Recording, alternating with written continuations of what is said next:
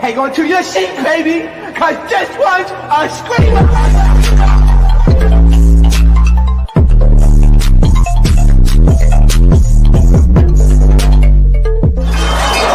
Are you not entertained? Are you not entertained? Are you not? Are you not entertained? What's going on, Entertainment? So time come tell with another video. We talking Beyond the Villa, Love Island. I came here for love. I came here for the followers. I came here for the clout. I came here for the opportunities. You already know what to do, okay? So the episode starts off with Chris and Brian. They end up meeting at this barber shop and they're talking or whatever. I will say Beyond the Villa is low-key, high-key produced, because what are the odds Chris and Jeremiah, I said Chris and Brian, my bad. Chris and Jeremiah having the same barber. Like, do they really have the same barber, go to the same barber shop? We're gonna go with it though. But Chris is basically telling Jeremiah that like Adriana may have a crush on you. So like, what are you trying to do about it? Jeremiah you could tell he's a little bit hesitant. I feel like the real reason why Jeremiah is not really wanting to go there with Adriana is because he sees how she easily has fallen for Adriana. Like how Adriana kind of falls for other men so easily. Y'all get what I'm saying? Like when she falls deep. And I feel like that's a little bit why he's having a little bit of hesitancy with like trying to pursue that. Now, Amaya and Brian finally end up meeting up. Okay. This scene was nice because I thought it was gonna go the other way. I thought Amaya was gonna be like, I'm not gonna lie, like I don't like you, like bro, you a mad cloud chaser, nigga. You think you Chris Brown? You're not even motherfucking Trey Songz. Like you're not even Tyga. Like I don't know who you think you are, but like you're not one of them. You feel me? Like I can't really be fucking with you like that. We're not gonna be friends. You're lame, and the dick wasn't even that good. Yeah, like I thought she was gonna hit him with one of those. And she actually was she was hearing him out a lot more than I expected her to do. So that's growth when it comes to Amaya. Okay. He apologized for stepping out and dating around while they were supposed to be together and locked in. And to me, this is a bigger conversation for you guys as viewers and the Love Island fandom, which you guys is toxic as all hell. I thought Big Brother fandom was toxic, but Love Island, y'all beat them to the punch. For y'all to expect these people to be involved with each other days at a time, weeks at a time, damn near months at a time, and be so locked in that y'all think they're gonna last forever is crazy to me. When people date in real life and that are around each other in real life and are not placed in a situation to where they have to date and they have to interact, and they date each other for months, damn near a year, and they're not even exclusive, and y'all expect these people to know each other for this little bit of time and be locked in so quickly is crazy. Now, I will say where Brian fucked up at, he wasn't honest. You could have told her straight up, like, hey, like, you feel me? Like, we win and all that, but it's like, I'm not really trying to pursue like that on a serious tip. That would have hurt her feelings, and that probably would have got you cussed out, but at least it would have been honest. That's where Brian messed up at. Okay, but some of the fandom to me does too much because I didn't know he was receiving death threats. I said, oh, apparently they were calling him all types of stuff, bum, all that stuff. And they even had now Peacock, please. I get he was going through stuff, don't get me wrong. But they're gonna put the little, you know, the notice when they put at the end of the episode, like the suicide awareness or the bullying hotline. They're gonna put that. I said, girl, Brian will be fine. Like, you get what I'm saying? Like, he'll be straight. Like, that man, like, come on now. Like, Brian, you look good. You feel me? Like, you gonna be okay. Like, they'll get over it. Okay. It was good to see them kind of make peace and move on from the situation, because once again, I feel like these expectations that y'all put on these Islanders be far too much. Okay. And he also apologized with the whole timeline with him screwing her and then breaking up with her afterwards. He's told her that that was not intentional and that he did not mean to do that purposefully, but that's how things ended up being. So that was, I feel like, the biggest thing Amaya wanted an apology for. So I'm glad she was able to get that. Okay. Then we have Pepe ends up meeting with Brian afterwards. And I'm telling y'all, Pepe, every episode, Pepe wears the new beanie or a hat, we're gonna clock him. Pepe, I'm gonna keep bothering you till you go to the clinic like me, babes. Trust me, it's worth it. You get what I'm saying? I'm gonna keep bothering you, Pepe, till you go to the clinic. So he ends up meeting with Brian. Brian's telling him, like, hey, like, I met up with Amaya. It went a lot better than I expected. You should hit up Iris. You should hit up Hannah. So that way y'all can make peace from the situation that y'all are in right now. I feel like Pepe's situation though is different because Brian, you didn't lie on Amaya. Pepe, you lied on Hannah. You lied on her. You lied on her punani at that. So to me, those are two different type of like situations when it comes to apology. And Pepe said he wants to reach out to Jeremiah because he saw a photo booth picture that they took in the island, and he I guess started reminiscing and had an epiphany, and he went to Tiffany's child, and he wants to make peace with the group because that picture brought back memories, right? Maya ends up meeting with her father in New York because she's looking at apartments and stuff because she's moving out on her own. Let me tell y'all something. Y'all probably wonder how she that old and she hasn't moved out on her own. From somebody who comes from immigrant parents and islander parents, whether it be Hispanic, Haitian, Puerto Rican, whatever it is. If you know, you know. So I'm glad Amaya is showing this because these parents are out of control. You move out, babes. Oh my God.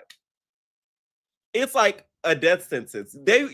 You moving out with like you moving out and having an immigrant / an islander parent young, it's as if you're dying. They feel as if they're losing you. So Amaya, I get exactly what you're going through, babe. Like some of y'all not gonna get it, especially y'all American viewers. Y'all not gonna get it unless you have an island parent. Straight up. They want you to sit in their house till you're 40 plus, married with kids, and then they want you to move out. They don't want you to have no independence whatsoever, okay? They want to know what time you home, all that. So, Amaya, I get it. It was so sad though to see the dad crying like that. He was saying that he's still his little princess and all that. So good thing you didn't meet him, Brian, because he probably wouldn't have liked you because he would have clocked the fact that he wasn't going for the long haul. So there's that. I'm glad though Amaya is moving out because it does come a point in time where us as children of immigrant / island parents, we have to leave. If we do not fly and coop the nest, how are we going to learn about life and develop if we're under our parents 24/7? Now, I know the economy is bad, child, and I wish I was still living with my parents right now because I'd be able to save a lot of money, okay? But there's certain things I feel like that I accomplished that I wouldn't have been able to accomplish had I not moved out. So I'm glad Amaya is making that move. Next, we end up seeing freaking Clark and Taylor go to Charlotte. We find out that Clark is like a cheer. She used to be on a cheer team, and she is battling with the fact if she wants to become a cheer coach, a judge, or actually on the team. Child, Taylor's so slow. Like, he's just like, oh my God. The friend goes, oh my God, she never does this. He's like, let's be. She's like, Taylor's like, wait, do what? What, like cheer? Like she cheer right now. I'm like, the lady trying to say she never brings people around her real life like this. Like, how did you not compute that? Like, I don't know, Taylor. It's just like sometimes I'll be wondering about him. Like, I just don't get it. Okay. I still low-key feel like Clark could do a little bit better. And I'm gonna tell y'all why by the end of the episode. And it's not even just about like dating wise, it's about reasoning. I'm gonna tell y'all exactly why. Okay. It was good to see Clark in her nature to see that she's into like cheer stuff because that's something I didn't know watching Love Island. I don't know if she mentioned it, but I didn't remember it. So she's kind of debating if she wants to do like the coaching or the DD4L days. I kind of seeing scenes like that make me miss DD4L, and I wish they would come back to our screens. I know Diana has her own show on another network, but it's not the same. Okay. Brian and Chris and Bella end up meeting in like this shop. It's like this sneaker shop / like a speakeasy. And they start talking about the dynamics in the group. And Pepe being one of the people that's not like on the outside with everybody. So they feel like it's the right time to do a cash trip. And they're going to Palm Springs. So they start calling all the cast members and stuff. They call Pepe. That Pepe declined it. Apparently, he said he was with the CEO of Uber. We're going to go with that. We're going to believe that. When I was watching it, I looked away a little bit. I thought they were talking to Nick because I'm like, oh, if Nick is with the CEO of Uber, that would make sense. But Pepe, listen, props if he was, because that's big moves right there. Okay. Amaya ends up meeting with Kaylor. Now, this girl was on Love Island season 6, and she was on Beyond the Village season 1, right? They met at like a fashion show. Amaya is so funny. She said she didn't even watch Beyond the Village season 1. Mind you, the girl is talking about Beyond the Village season 1, and she's like, yeah. She's like, oh yeah. Yeah, exactly. Oh. Mind you, she don't even know what the hell she's talking about because she didn't even watch the season. The producer asked her, like, hey, you gonna go back and watch it? She's like, I'm not gonna lie. Hell yeah. Lies, okay? You can tell she's very, like, I wouldn't say self-centered, but like she loves herself. She probably watches this season back before she'll watch season 1 back. And she's on season 2. Okay. Chris goes on a date with Coco. Their chemistry, I feel like, is a little bit forced on Chris's end. That's how I feel their dynamic is. It's a little forced on Chris's end, how I see it. Okay. And Brian and Iris end up talking, and Brian is telling Iris, like, hey, do you think you want to have a conversation with Pepe? Do you feel like it'll be the time to have a conversation with Pepe? Iris is uncomfortable because she feels like Pepe disrespected their relationship by him going on a podcast saying that Iris had a cheating scandal. But you did, though. You did, though. If we're going to be honest, this is how I feel about Pepe. Pepe is wrong for lying on Hannah and lying on Grayson and lying on the girls. That's what I feel like he's wrong about. Is he wrong for feeling a way about what Iris did by getting with TJ on the sly, to be honest, by pretending that she wanted to see if the spark or the friendship was still there? No, he's not wrong for feeling a way about that. Lying, yes. So that's what I feel about those two. Like, if we're gonna be honest, Iris, you gotta be completely honest. Like, what you did to Pepe, have Pepe did it to you when it comes to like the whole you want to see how your connection is with somebody else when y'all get out the villa, you would have been hot. So that's how I feel about it. Okay.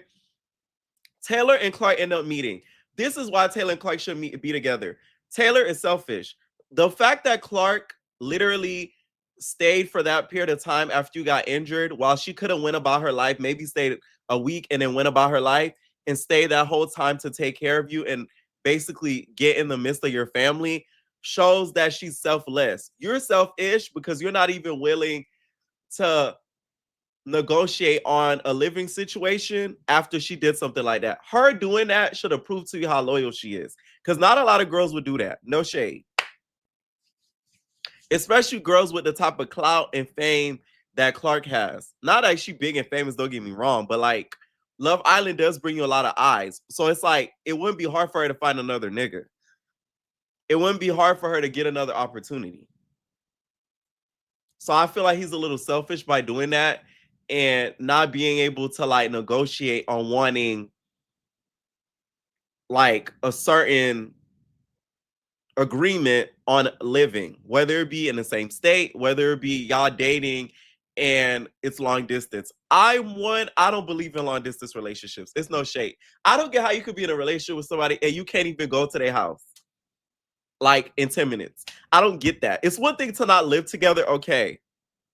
That I'm all for, because I do feel like people do need a space. But if you're in a whole nother state and I gotta FaceTime you to see you, I don't know about that. I couldn't do that. I don't know why. I just couldn't. I couldn't. I'll be getting paranoid. Okay. So at one point, Jeremiah ends up meeting with Charlie and Chris. Y'all love Island. Y'all need to stop with that homoerotic editing you guys are doing with Jeremiah and Chris. I'm peeping at. He's stretching and stuff. Chris is very limbar. You know what I'm saying? He's stretching. He's like, By the way, y'all, I'm still. I told y'all I was supposed to be on that a stupid ass show earlier this year, so I ended up getting a trainer. So I'm still finishing because it was for some months. So I'm still finishing training with him. I got like a good month left, right? And y'all, the other day he kicked my ASS. Oh, people don't understand. Like when it comes to fitness, it is not something that's easy. Like it's such a mental thing. But that man was stretching his legs all up here, limber this, all that, and then whole time Jeremiah looking at him like he talking about, oh, I didn't know Chris was so flexible. Like the editing is very like y'all trying to be funny. Like I peep it. So they start talking about Charlie. Charlie apparently is coming back into the fold. Charlie doesn't understand how Hannah could have felt a way towards him, but then be cool with Pepe. Now all of a sudden, her and Pepe have fallen out in such a negative way when Pepe basically ditched her for Iris. So he didn't like that, and he didn't like the fact that she was not warm towards him. And the reason why she said that, the reason why she's acting that way is because he went on a podcast and it's always a podcast. It'd be the podcast girls. The podcast on Love Island is what caused the deterioration of these relationships. It's always a podcast. Apparently, he went on a podcast and was talking about their relationship as if it was like some long photo relationships. How to please. Don't be trying to act like it was some short-lived romance when you was out here crying like you was in Romeo and Juliet. Every 2 seconds.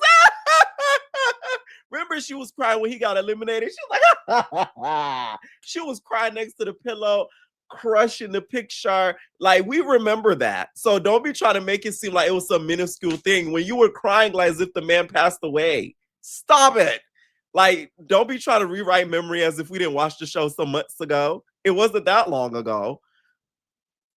Girl, bye. Like, I couldn't believe she did that. Like, try to make it seem like she's like, it was only like 5 days. I'm like, yeah. And you cried like hell for 5 days, didn't you?